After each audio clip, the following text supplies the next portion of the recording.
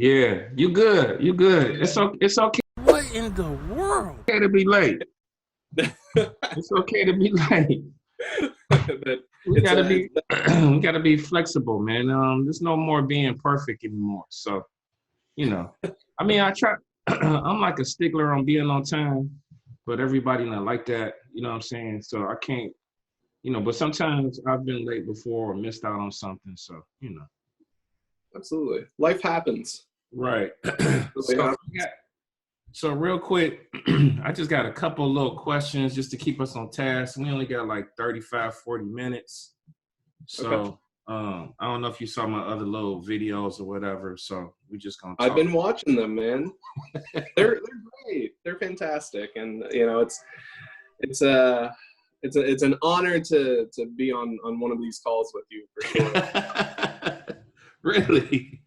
Yeah. All right. So real quick, tell everybody, just give a little introduction on who you are and the things you do, and we could get going on that. Before I start that, do you hear the honking outside of my window right now? Is that coming through? Yeah, I did. It did? Okay, I'm gonna close my window. Hold All on. right, go ahead. The joys of doing, a, Yeah, I a mean, I video. kind of like that. I like horns. I like, plates and diapers flying past my head. Like, I kind of like, it kind of shows us, kind of realness. You know what I'm saying? Like, some people I want people to come on here with their rollers on. I mean, I got my robe on. Absolutely, absolutely. All right, so give a little bit of context on who you are. Sure. For those that don't know me, my name is Jordan Wong, and I work for myself and have been under the name WONGFACE. A lot of the work that I do has been like logos and identities, as well as illustration. But recently, within the last 2 years or so, I've been jumping into the public art game and doing larger scaled things and receiving those opportunities that I'm grateful for. And I'm also the president of AIGA Cleveland. And let's see what else. I'm also a tango dancer. Oh, really? I didn't know that one. Yeah, yeah. I've been dancing for almost 5 years now. Oh, really? Really? Okay? That's cool. That's Yeah. awesome. I seen, I'm a fan of yours. We good friends. So I've seen like your work. I've seen your career. I've seen, a lot of stuff you've been doing just take off. Like within the last, it seems like, I don't want to say overnight, but the last year was like amazing for you. I think the more you work, the more you get recognized for all of the stuff you've been doing. I know it was a point where we all start at ground zero when no one knows us, and to this point where it's just taking off like fast. Can you talk about that, son? Yeah. Man, it's crazy. Like you go into this career and you have an idea of where you'll be.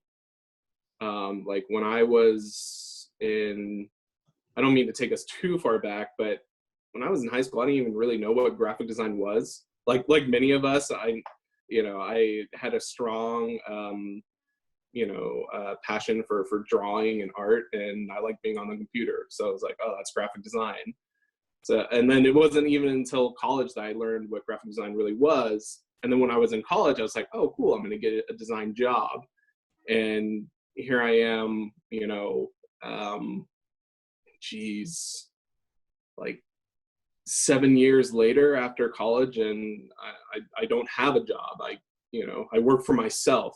The jobs I have to go out and find the jobs and make connections to be awarded them. So it just, things never really turn out how you think they are. But there are some things in my career that I've kind of planned for, and have made choices that have led to certain opportunities, which again, extremely grateful for. Yeah. Can you talk about, like, give me an example, like something like you was kind of, you know, like, am I dreaming? Let me pinch myself. Like, I'm amazed at, you know, something that you was very proud of. Like, wow, man. It's like, Um, I would say uh, probably one of like the big like um, moments that kind of shifted my career a little bit. And I'll talk more recently. Was this public art installation that I did for downtown Cleveland in Public Square. You were there yeah, the day of the celebration. So that piece, which to this date is the largest thing that I've ever done, really enabled me to kind of pursue like some of these public art projects more. And working up to that point, it's kind of cool to see the fruits of your labor kind of pay off. Like yesterday, I just sent a final design proposal for the city of Lakewood. So I'm going to be selling another piece, hopefully in probably like the summer. And I'm kind of keeping my eye out for other public projects. And then also in relation to all of that, I'm going to be participating in Powwow that's coming to Cleveland. They had to postpone it though to November. But for those that don't know, Powwow, it's this like giant mural festival, started in Hawaii, and it's been to a lot of major cities, and it's cool. It's coming to Cleveland, and I get to be one of the artists participating. Me and my buddy Chad Fedorovich over at Cleveland Mural Company are going to be collaborating and working together to put up a piece. awesome, awesome. You know, I'm working with the kids a lot. Can you please talk about, you know, a lot of know about Photoshop, but they don't know about Illustrator. So can you please talk about, I don't know, some people kind of, people that's in the game of illustrators are in the game know about Illustrator. So can you talk about Illustrator itself? Does it get a bad rap? Is it like, you know, it's a level of difficulty that people shun from some, or they just don't know the power of vectors and the importance of that? And I know you've been in there, you've mastered it. I want to say I'm a novelist. So What are you talking about? I've seen you crank out those self-portraits, man. Those vector self-portraits. Those look great. Those look great. Those are done in Illustrator, right? Because yeah, I know you can yeah, do like you can like they're not. It's not really vector, but you can use the pen tool in Photoshop and yeah, create. yeah.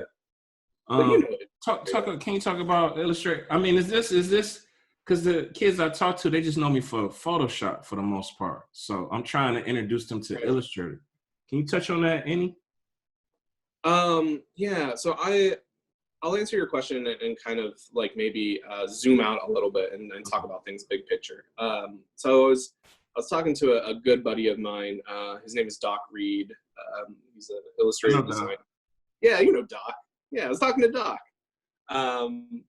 And Doc is amazing in that he is able to learn new approaches and ways of creating illustrations and designs very, very quickly. And we were talking, this is like years back, and I told him like I've been following him, kind of like doing all these different approaches. But then I asked him like, where do you kind of want to go with all of this? What do you want to do with all of this knowledge, all these skill sets? How are you going to express yourself as a creative and kind of share something with the world with the like hundreds of ways you know how to execute something? So I don't think it's necessarily like this program, that program. It's more of kind of like, what are you looking to share and what's the best way to do that, right?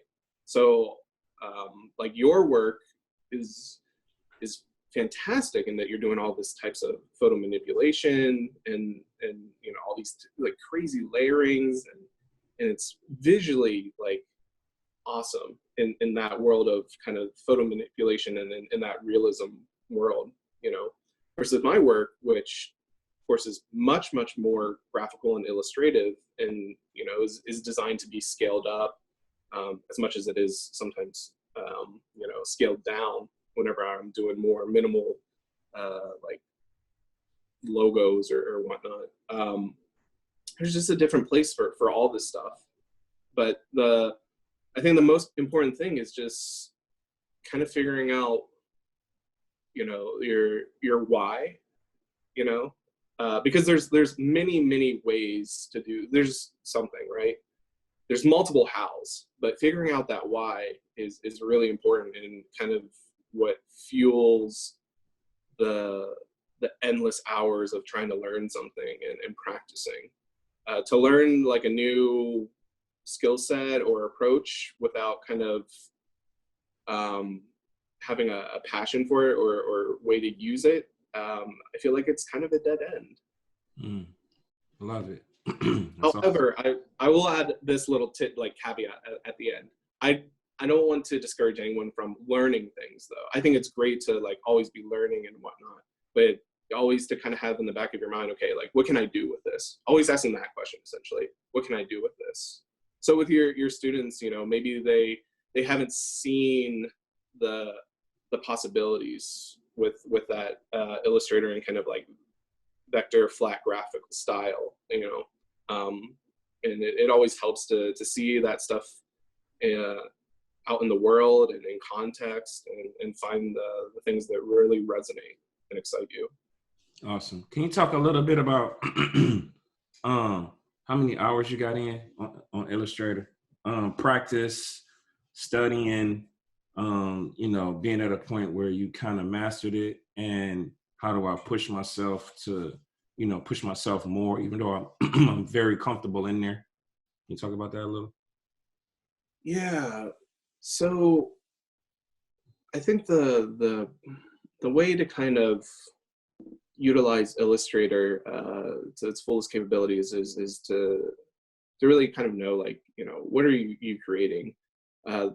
The great thing about Illustrator for me personally, and I'm sure for a lot of people, is that just you get that sharpness, you get that, it's razor sharp with the line work, with how you create shapes, how you can explore, things in the world of geometry. So that tightness is just, it's so good, but with that sharpness comes the opportunity to be very, very refined. So for me, whenever I look at a piece that's done in Illustrator, if I'm kind of like comparing, like, one piece to the next, I really pay attention to the line work and how the lines are constructed. Especially for those that are experienced with the program, you ever see a vector illustration and there's like kind of like in the line, like there's maybe like an anchor point that's like not needed or kind of weird. So there's like this kind of bump in the road, and it's visually distracting, as opposed to having something that's very thought out and plays with very fluid curves and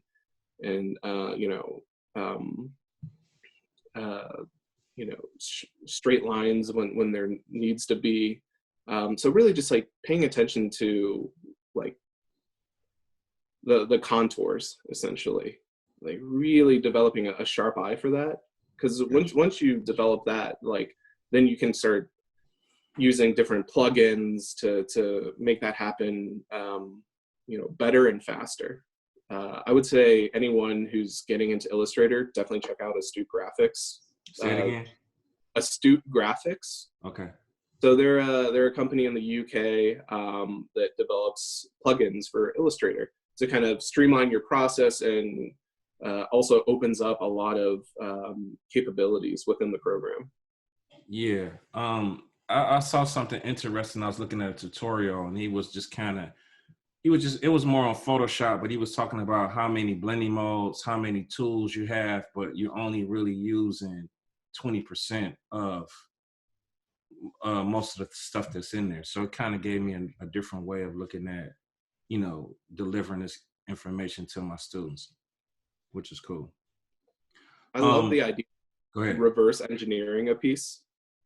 You know, like finding a work that really resonates with you, whether it's on Instagram or Pinterest, and kind of dissecting that piece. You know, looking at what are their color palettes, what is the line treatment, whether it's like something, you know, really thin lines or really thick lines, or a variation of that. You know, how are they playing with value and contrast and composition, like really just breaking down something to its core components and its crucial elements that makes that thing. And then kind of like, you know, taking that stuff. I really think that's how you steal as an artist, to really study the stuff that's around you and the stuff that's out there. And as much as it's important to find the stuff that you love, it's also really important to find the stuff that you're like, that's not necessarily for me. And you can kind of recognize, okay, why don't I like this thing? And then use that to navigate your own personal aesthetic decisions and conceptual choices. Love it. That's beautiful. Beautiful. So let's switch gears a little bit. We're definitely in a new time. So let's talk about innovation, disruption, and changing up the business model, because we have to, because of the certain situation. Yeah. What would you like to talk about? You know, underneath the That's a pandemic, huge thing. underneath the pandemic, we got to change the business model, basically, because it doesn't look like we're going back to normal. So we had some time. We have a lot of time on our hands to be at home and do some thinking, and, you know, look at our business and look at what we're doing and making some changes with that, definitely. So have you had to make any changes, adjustments, or thought about anything, you know, on that level?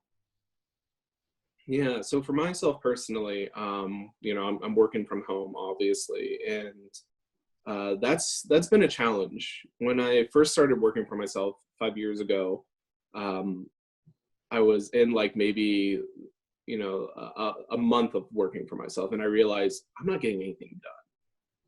You know, it's just too easy to go take a nap or watch YouTube, or, you know, roll out of bed a little bit later than you should. For me, I'm the type of person that really needs to go somewhere to focus. So during this whole pandemic and time of quarantine, I've had to kind of create new habits to kind of kickstart, you know, that sense of wanting to get shit done, essentially, to kind of fuel that productivity.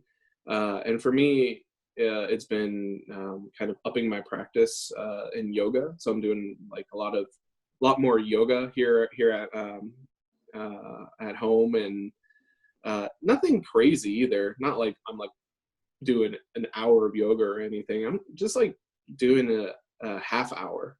You know, whenever like I wake up, I'm like, oh, you know, I feel kind of stiff in my body, or I feel myself like not feeling motivated. So I'm like, okay, roll out the mat, and kind of like get into my body. Something that's also been kind of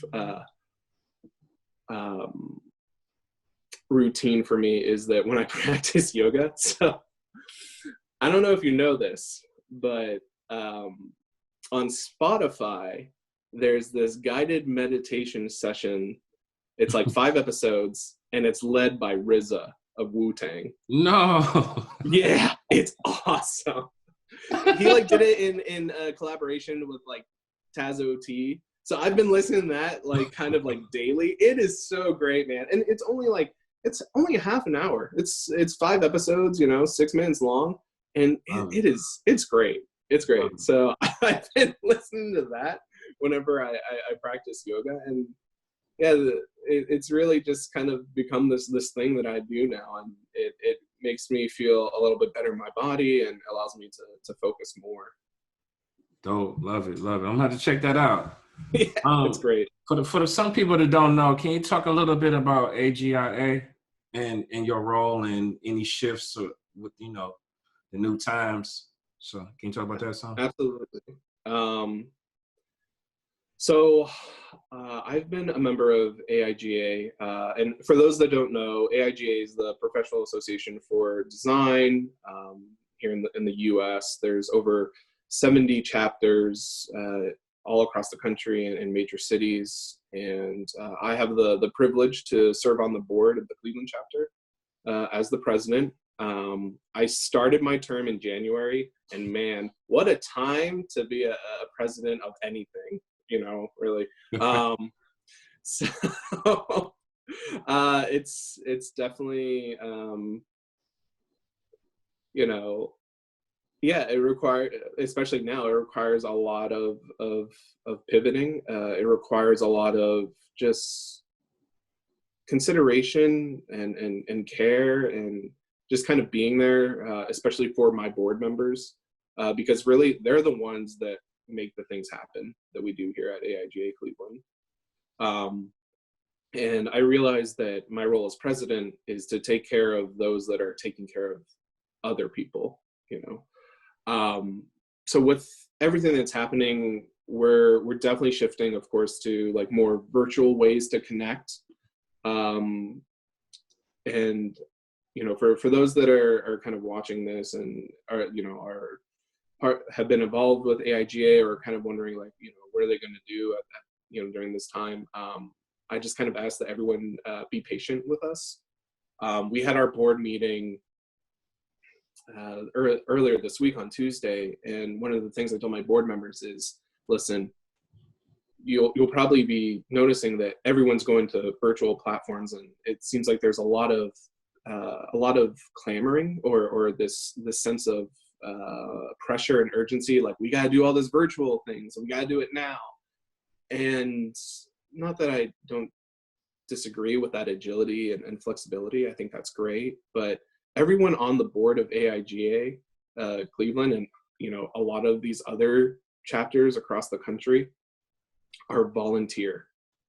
So they don't get paid to do any of this work, and they have to find time, outside of their jobs, their careers, their family life, to do the things that hopefully serves the community. And I realized that with everything happening, and kind of a lot of things out there, like, we're doing this virtual thing, we're doing that virtual thing, I don't want my board members to feel pressured and sacrifice their well-being, the well-being of their families, and their career to make sure that we're keeping up, essentially. I think that I think you mentioned it earlier, or maybe it was in one of your other videos, but yeah, this is a time of, oh no, you did mention it earlier, this is a time of flexibility. I think this should be a time of patience, and lots of empathy and care for one another. And I just wanted to definitely extend that to my board. And that's not to say that we don't have things lined up. We definitely do. For example, we're switching our community meetings to a virtual format, so that'll be happening later this month. And I can provide you those links if you wanted to include in the notes or description or whatever. But yeah, we're really trying to explore how we can connect people in the Cleveland communities with one another in as a virtual means. So again, really appreciate everyone's patience with us, and I encourage everyone to kind of stay tuned and to be there for one another, and especially for yourself. Yeah, thank you. I appreciate that. Talk about being I don't want to say a one-man show, because I'm kind of a one-man show, but talk about working for yourself and trying to 10 times that activity and try to get some more work. Can you talk on that? You have any practices or anything you've been doing, or anything you've been reading or looking at, trying to 10x and do more? I know we all want to do more, so. Yeah. So I'm really fortunate to be in a place where I'm not really hurting for work right now. Like, a lot of my projects again are scheduled like far out, or they're type of projects that I can just continue doing. They haven't been postponed or canceled. But you know, I'm always kind of looking for new opportunities. I would say, man, and this is seriously what my career is built upon. It's those relationships, and it's just connecting with people, and you know, how you connect with people for sure. Taking the time to really authentically and sincerely just ask, like, hey, how's it going? How are you doing? You know, checking in and following up, being timely, kind of earning that trust. Trust is so big. I mean, you talk to any creative professional, like trust, I think, pops up in a lot of the conversations, and how they kind of got to where they are. And trust is why, you know, a client will have their friend's nephew do their logo instead of hiring someone who's been in this, you know, in this business for years, decades, right? Because we trust those that we know, that we know and that we like, that we feel good around and that we feel comfortable with. So kind of, especially in a time now where trust is very fragile. I mean, just even in day-to-day interactions with strangers, like now there's an even greater amount of distrust, which of course makes sense given everything that's happening. It's really, I think, it's really good to consider all of those things. You know, how people are feeling during this time, how are people communicating, you know, where are they connecting with others, and just kind of taking all of those things into account, and figuring out how are you going to build those relationships in that way. Like for me, for example, now it's mostly, like before I would just do phone calls with people. Now it's just video calls, because I know that, and this is for myself too personally, it's just nice to see another human face, right? It's just nice. Right. Let's switch gears just a tiny bit. So I'm a 13-year-old. I'm interested in design. Can you just give me a little strategy for somebody who's 13? Kind of talk about I'm sorry. Kind of talk about a strategy for a 13-year-old that doesn't really know about building relationships, a strategy that they can do. I guess like finding some top designers, I'm thinking, reaching out to them, what should they say? You know, things like that. Yeah. I would say for someone that is in that spot, and, you know, really loves this type of work, is to one, really focus on the work, you know, really investing time in creating things that resonate with them, but also showing, this is really important, showing how that work can live in the real world and actually be experienced and serve, you know, a greater group of people, you know, audience or whatnot, viewers, followers, right? Like how can you take what you're just like crazy about and have that be shared with someone else that, you know, maybe they're crazy about, or maybe it kind of gets them spiraling down a path that has them explore certain things.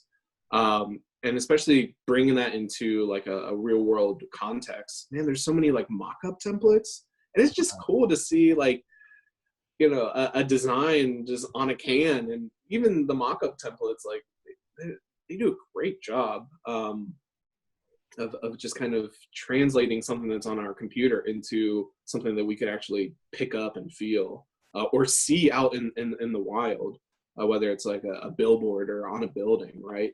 So first focusing on that stuff, and then, you know, as far as like building up those relationships, yeah, being very mindful of who you're reaching out to and what, you know, taking in consideration of, like, you know, what might be going on in their lives right now, because everyone is dealing with all these changes. Some people might be busier, some people might be, you know, not as busy, which is of course provides more opportunities, but maybe they're weighed down because they're not as busy. So just being very very considerate and providing a lot of empathy towards these professionals. You know, keep things very, very short, very professional. Make sure you don't have typos when you Right. do your emails. You know, because again, this all goes back to building that trust, right? You receive an email from someone that it's full of typos. There's no like greeting or goodbye, and it's just kind of, you know, I read this thing, I'm not even sure what this person wants. That creates a lot of distrust in me as a person receiving that email. However, if I received an email from someone who is, you know, has done their research, has looked me up, you know, has kind of told me about why they are reaching out to me. Maybe they want to just like schedule a chat like this to talk about things or to pick my brain. And also, if I can get a sense of that they're really passionate about this stuff and, you know, are kind and considerate, absolutely, I'll jump on a call and share what I. One of So the really, things, I'm sorry. I was just gonna say, so to kind of sum it up, just be really mindful of you know, how you're reaching out and connecting and communicating with people. You know, I try to encourage them to reach out. Same thing. The thing that I'm noticing is that they have, they don't have an idea of the process. So they're not really sending emails in school. So with my students, they're sending me work. They don't know what to put in the bio. They don't know what to, you know, they don't know how to attach files. So they kind of start from ground zero. They're not getting it in school. Another thing that's going on right now is that my program got disrupted. So a lot of the schools don't know who has internet, who has computers. So it's definitely a digital divide on what's going on. I had like about 10 boys that I was working with. I have no clue how to get in contact with them through the school. So it's definitely difficult during these times to, you know, get in contact with these guys. So any thoughts on that? Right. Oh man.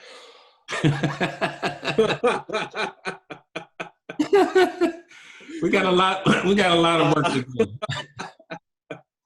I mean, you know, to be frank, man, I've never had the experience of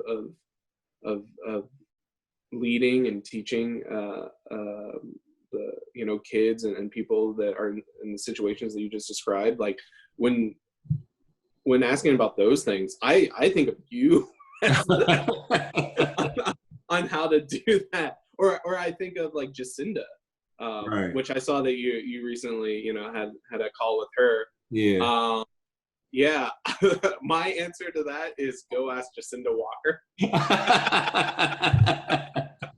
Right. Right. You have anybody, you know, anybody that you're mentoring or anything like that? Yeah, there's a couple students that study over at Cleveland Institute of Art that I've been scheduling some calls with to kind of like talk about their work and what they're creating, as well as, you know, where to take things, especially during this time. I am able to sometimes chat with fellow colleagues and kind of talk about, you know, crafting their identities right now, especially since there's this abundance of time that we've kind of received now that we can't go out and go to meetings or, you know, eat at restaurants and cafes, things like that. So there's some of those conversations. But yeah, anyone watching this, or if you know anyone, Jamal, that wants to chat and schedule a time to, you know, show me their work or just talk about things and you know, kind of explore possibilities, especially during this time. Yeah, reach out. Absolutely. Cool, cool. Was you able to get on CancelCon? A what? CancelCon? Was you able to get onto that? Oh man, I am I was talking to Doc about this.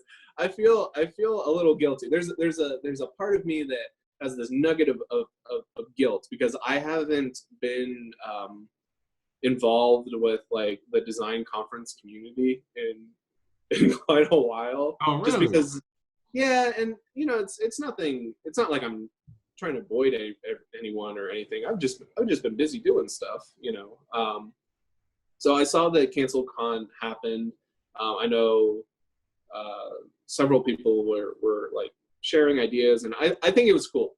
I think it was cool, and the brilliant thing about CancelCon is that it took this situation where everything was getting canceled, right? And it's like, you know what, we're gonna do something. We're gonna do something virtual. We're gonna do something that within the capabilities of now, and we're gonna provide for people, and we're gonna be very upfront that it's called Canceled Con. Like, that's so brilliant, you know. Shout out to Andrew for doing that. That's who ran it, right? Andrew. Yeah. I always I mean, it struggle with was saying a 3-day streaming conference, like crazy. yeah. I wasn't able to get on, but I did pop my head in there. I kind of chatted around. I did probably like an hour. I know it's still online, so if you want to check out, and I think they have it chapter. So if you was interested in seeing somebody, you could always do that. Yeah.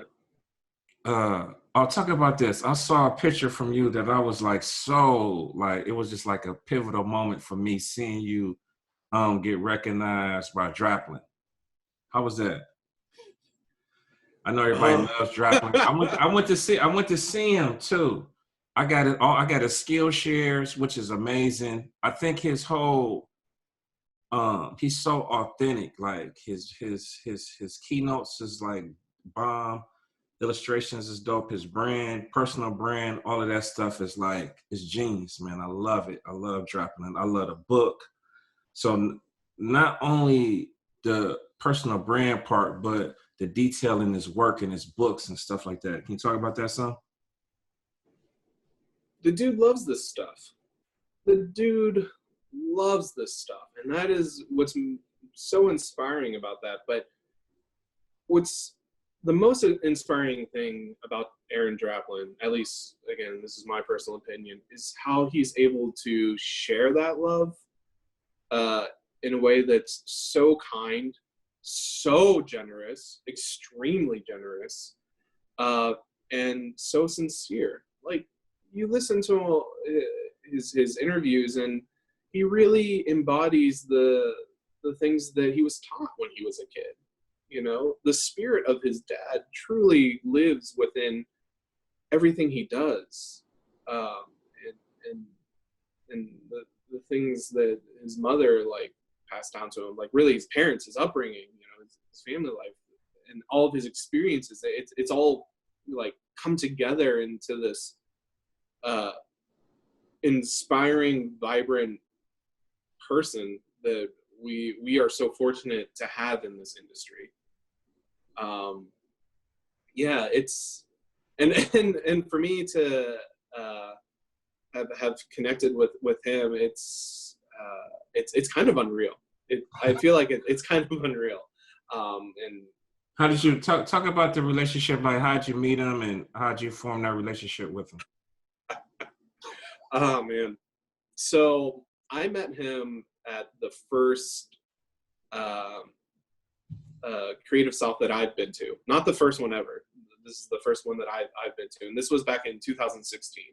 I can't remember what Creative South number that is, but he was there, and you know, he was setting up. He was doing the merch table. He was doing the talk, the whole thing. And I remember we were all going to kind of this. This is before like the actual conference started. It was like some party where there was like food, drinks, and everyone was just kind of mingling and chatting. And I knew that he was going to be there, so I kind of had like an eye out for him, like of course everyone does, like whenever he goes to these things. And you know, I was grabbing some food and I was kind of just scoping out the place, you know, recognizing some people that I knew, and I turned to my right, and there he is. And I was like, one of the first things I thought was like, don't lose your shit, you know, like be absolutely cool. And yeah, I think one of the first things was, instead of saying like, oh my God, like Aaron Draplin, I love your stuff, I love everything that you do and that you share with the community and the world, instead of like kind of like geeking out, I just simply asked him like, hey, it's great to meet you, you know, how are you doing? Are you excited for the weekend? You know, just, I really, you know, did my best to try and connect to him as a human being, as a person, which is, it's tough. It's tough to do when you see someone who's essentially a celebrity in our world, just like right there. But these are people. These are people just like you and I. And yeah, from that interaction, you know, we kind of became buddies. I mean, he's got tons of buddies for sure, but you know, he at Creative South that year, like one of the most memorable moments of my design career is that he said on stage, you know, like something like no one mess with Jordan Wong, you know, or you're messing with the DDC, which was really hilarious and great. And then when he came here to Cleveland on his book tour that was organized by OK Pants, I was there. He was doing his talk, and he did a shout out, you know, again to you know, to OK Pants, to Oliver Barrett, who's an illustrator, and he's like now over in Austin. And I was also included in that shout out. Awesome. I was there. Yeah, you remember? It's cool. It's awesome, you know. And the last time I saw him was last year. I actually took a trip out to Portland, and I actually got to go and hang out with him at his home studio. Me and Dustin Lee, good old Retro Supply, right? Yeah. Yeah, we had the opportunity to go and see the shop, and he was really generous to invite us over to hang out. So how did that change your perspective? I mean, I know that was amazing just to see the work. Did it help you at all? I know it helped you. I know that's a dumb question, so I know that was again dumb. Next time you go, take me. I'm going next time. Again, the most inspiring things about him is just his love for this stuff, you know, like and he's been really upfront and transparent about these things, but he'll talk about, like, you know, people think that it's like this big thing. The DDC is like him and like a bunch of people, right? It's seriously just him. Like that day that we went to visit, we were helping him load stuff like into the van, into that orange van, right? Like, and he was like, it was cool. He was explaining us like his system of how he like sets up for these shows and these merch tables, and you know, he showed us like how he like packages like all the prints. Like it's him literally cutting cardboard and stacking prints and getting them nice and ready to be loaded in the van to then be like set up on the table. Like it's all him doing it. And the cool thing is he loves it. He absolutely loves it. So to see that love for people, for design, for creativity, and for the world, just translated into him taking the moments to literally cut cardboard is really inspiring. It's really something. Yeah, that's dope. Give me some last words. What's next for Jordan? How can we find you? All of that good stuff. Okay. So you can find me on my website, WONGFACE.com. I will say this though, right now it's just a landing page because I, like probably many other graphic designers, need to update my website. It's going to happen, especially now. But until then, I recommend people connecting me over Instagram. So it's WONGFACE, WONGFACE. You can also send me an email, jordan@wongface.com. I would say those are probably the best ways to connect. I'm gonna tune in at this month's virtual AIGA Cleveland community meeting, so you'll find me there. But yeah, I'm always open to talking with new people and always down to chat. Cool. Oh, you didn't answer my last question. What's next for you? Oh, yeah. Oh, what's next for me? All right. I got overwhelmed with all of the like, okay, what's all my contact info? I mean, geez. I'm trying to have some structure to this. This is like just out the blue podcast. It's like a makeshift. This is just, just happening. Yeah, I love it. I think it's great. I seriously, I think it's great. I love what you're doing, seriously.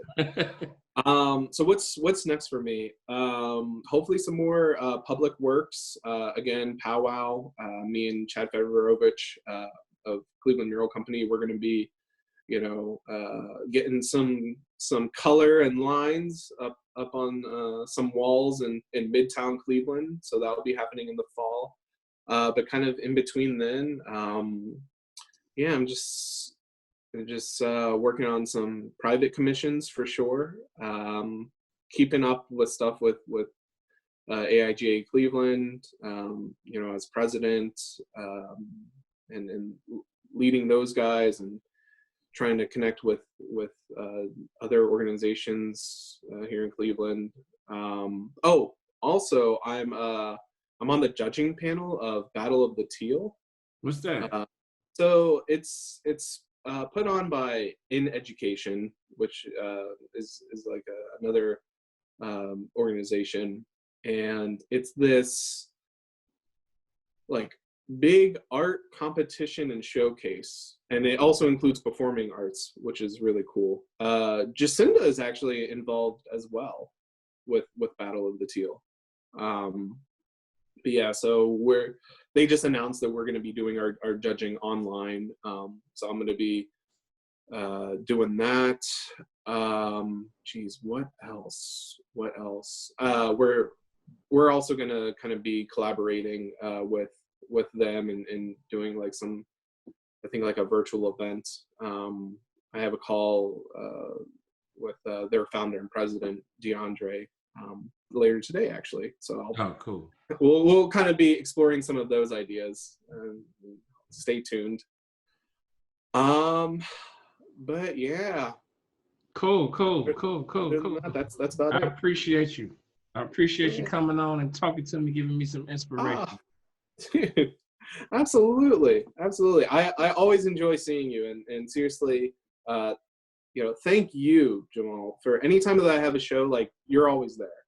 And anytime I'm like showcasing some sort of work, or you've been to a number of AIGA stuff, and it's a delight to always see you, man. So thank you so much for your support and coming to my stuff and coming to stuff for AIGA Cleveland and the stuff that you're doing for these kids, in the city, and kind of showing them like how they can like build a life through a creative profession, which is kind of insane to some people, and right, even for us sometimes.